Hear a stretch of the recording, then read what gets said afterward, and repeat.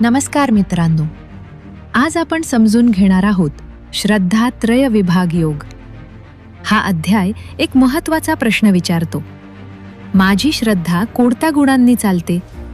गुण, कर्म, तप, दान, अन्न याबद्दल आपण आधी ऐकले. पण श्रद्धा म्हणजे फक्त देवावरचा विश्वास नाही. ती आपल्या विचारांना, कृतींना आणि उद्दिष्टांना दिशा देणारी शक्ती आहे.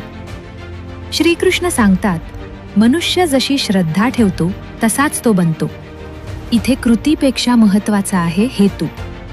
श्रीकृष्ण पुढे श्रद्धेचे 3 प्रकार सांगतात. सत्वगुणी श्रद्धा ही श्रद्धा शांत, स्वच्छ आणि स्थिर. अहंकार नाही, अपेक्षा नाही, फक्त स्पष्टता आणि भक्ती. अशी श्रद्धा मन उंच नेते आणि जीवन संतुलित करते. जसं निर्मळ पाण्यावर सूर्यप्रकाश पडला की तळ दिसतो, तसं सत्वगुण मन आणि कृती पारदर्शक करतो.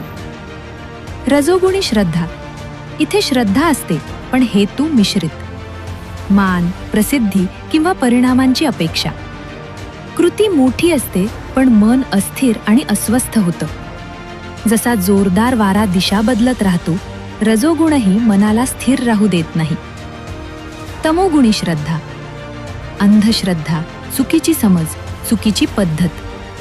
इथे प्रकाश कमी, भ्रम जास्त. कृती सवयीनं चालते पण मन थकून जातं. जसा दाट धूर डोळे जळवतो, तसंच तमोगुण विचारांवर अंधार टाकतो. आपण काय खातो, कसं जगतो आणि काय देतो, हे 3 प्रश्न आपली श्रद्धेची खरी दिशा दाखवतात. श्रीकृष्ण अन्न, तप आणि दान यांचे 3 प्रकार सांगतात. अन्नाचे प्रकार: सत्वगुणी ताजं, स्वच्छ, ऊर्जादायी.